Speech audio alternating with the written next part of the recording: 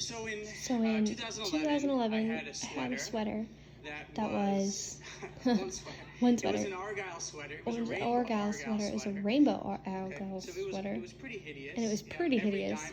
And every diamond was a different color. And it was bad enough. My girlfriend at the time asked me to stop wearing it out with her friends. So I should have retired the sweater, but I didn't retire the sweater. So one day, I guess it was November. It was a laundry day. I don't know. I wore it. I thought I was just gonna run some errands. I took a train downtown. We're getting off in Monroe, and an elderly woman gets punched in the face, and they steal her phone and run off the train.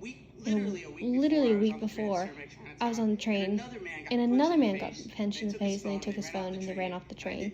And I did nothing. So a week later happens again, and so I sort of snapped. I run off the train. I have no plan. I'm wearing this terrible Argyle sweater. I left the house thinking, luckily no one will see me today. I go up the escalator, and I scream at these two teenagers, I guess they were, please stop. And they literally laughed at me, and it took off downstage. And so my plan at this point was like, I can't outrun them. So I'm running south on Same Street. I call the police. And I'm like, hey, I'm following these two thieves. They've taken an iPhone. I'm on Wabash. Will you guys come? And so we're having this conversation. And I'm like, signaling people like, hey, can you trip them? Can you stop them? You know, they stole the phone.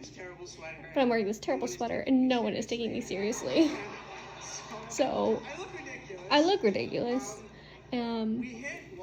We hit Wabash and Monroe, and a guy with a star, I think, God, is a sheriff. I'm like, hey, they're thieves.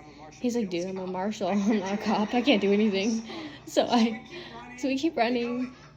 We go into an H&M, and then it's like a sitcom. Like, they push down the clothes, and I, like, fall over them. And we run out of the H&M, and they run into the subway, and they hop the turnstile, and I pay. Because I didn't want to get in trouble. So they catch the train going south, and they got away from me because they were on the train going south. So I go up the stairs, and actually there were 5 minutes, and the cops are there, and I'm like, oh, thank God. I'm the guy who called. And so they put me in the back of the cop car, and they're like, are they on the train? And so we go 100 miles per hour on Roosevelt. Seriously, for 4 blocks, we go 100 miles per hour. And then they're like, hang on. We're going to slow roll the train to the station. And so they slow roll it, and they're like, just hang in the back here. We're going to bring them up, and you can ID them. So they bring them up, and they're like, is this them? I'm like, yeah, that's them. And they're like, great job. And they're like, 1 second. He closes the cop door, and he says, oh shit. I'm locked in the cop car, and he had left his key in the ignition. And so I'm on State and Roosevelt for an hour, blocking every lane of traffic. And all these cops are knocking at the window, like, oh, good job, man.